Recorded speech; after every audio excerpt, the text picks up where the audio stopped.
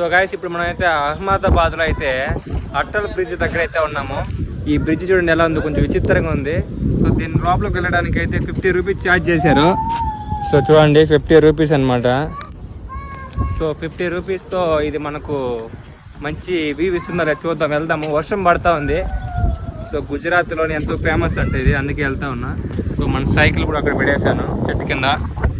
So వెళ్దాం లోపలికి. ఇంకైతే చూడండి ఎలా ఉందో, కొంచెం డిఫరెంట్గా ఉంది. మోడల్ కూడా బాగుంది కదా.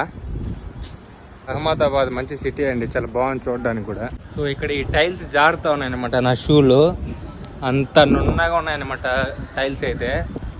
చాలా బాగుంది చూడడానికి, డిఫరెంట్గా ఉంది. సో మన ఆంధ్రాలో కూడా ఇలా పెడితే బాగుండు. వ్యూ పాయింట్ బాగుంది చూడడానికి కదా. సో అదేవిధంగా వ్యూ చూడండి ఎలా ఉంది ఇక్కడ.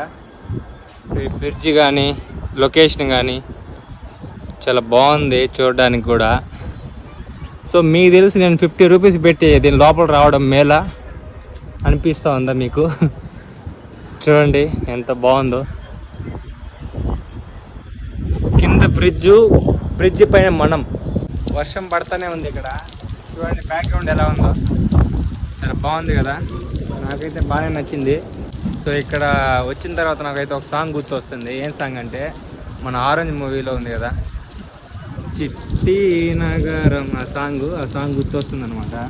సో అదే విధంగా చూస్తే ఈ ఒక అటల్ బ్రిడ్జిని అయితే మన నరేంద్ర మోడీ గారు అయితే వచ్చి ఓపెన్ చేశారనమాట 2021లో. ఇప్పుడు 4 సంవత్సరాలు అవుతుంది అనమాట. 4 years అవుతుంది దీన్ని ఓపెన్ చేసి. అటల్ బ్రిడ్జ్ అనేది అటల్ బ్రిడ్జ్ అనమాట దీని పేరు. సో చూడండి చాలా బాగుంది, మంచిగానే ఉంది. సార్ ఇప్పుడు మన సార్ పిఎం మోడీ గారిది గుజరాతే కాబట్టి మంచిగా డెవలప్ చేశాడు. సో గ్రేట్ మోడీజీ గారు. సో మంచిగా డెవలప్ చేశారు గుజరాత్ని.